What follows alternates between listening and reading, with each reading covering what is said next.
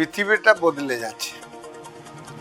কৃত্রিম বুদ্ধিমত্তা এআই সব সেক্টরে যুক্ত হচ্ছে, হেলথ সেক্টরের মধ্যে যুক্ত হচ্ছে, ওয়ার্ল্ড ব্যাপী যুক্ত হয়েছে।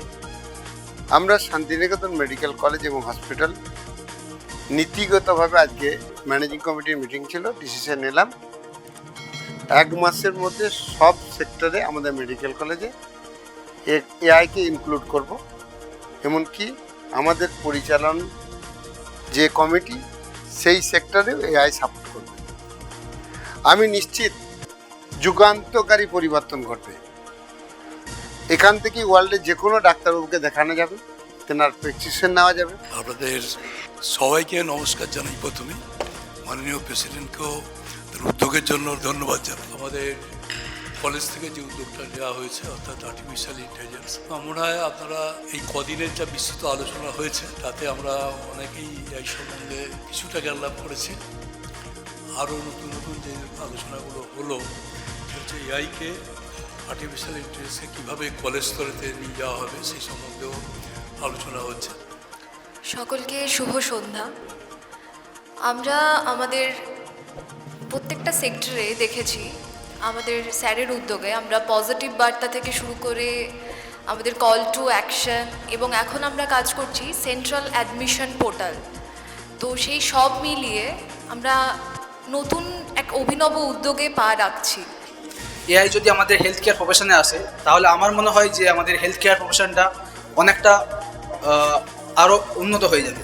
কারণ সাপোজ আমি অ্যাজ এ ফার্মাসি হিসেবে বলছি, কোনো ড্রাগ যখন নতুনভাবে আবিষ্কার হয় ওই ড্রাগ কোন পজিশন গিয়ে বা কোন টার্গেটে গিয়ে ইফেক্ট হবে এটা আমি খুব সহজে এআইয়ের মাধ্যমে জানতে পারবো।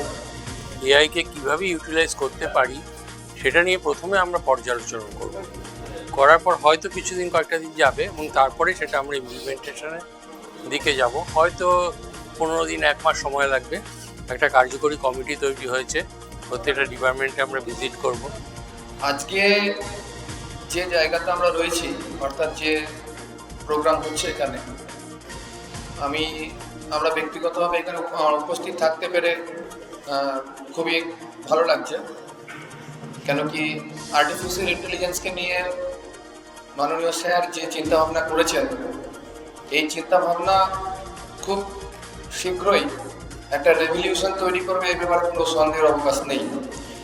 যেভাবে উনি এডুকেশন থেকে শুরু করে চিকিৎসা এবং আরও অন্যান্য ক্ষেত্রে আর্টিফিশিয়াল ইন্টেলিজেন্সকে ব্যবহার করছেন, তো এটা যে একটা খুব ভালো জায়গায় পৌঁছবে এবং সকলের মধ্যে খুব ভালো একটা পজিশনে আসবে সে ব্যাপারে একদম নিশ্চিত।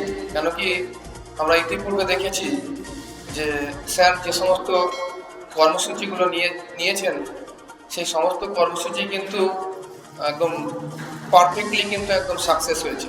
তো এই যে আর্টিফিশিয়াল ইন্টেলিজেন্স নিয়ে যে উনি যে কর্মযজ্ঞ একটা মহাযজ্ঞ বলতে শুরু করেছেন, এটাও কিন্তু একটা 100% সাকসেসের দিকে এগোচ্ছে এবং খুব তাড়াতাড়ি কিন্তু এটা খুব ভালো জায়গাতে যাবে।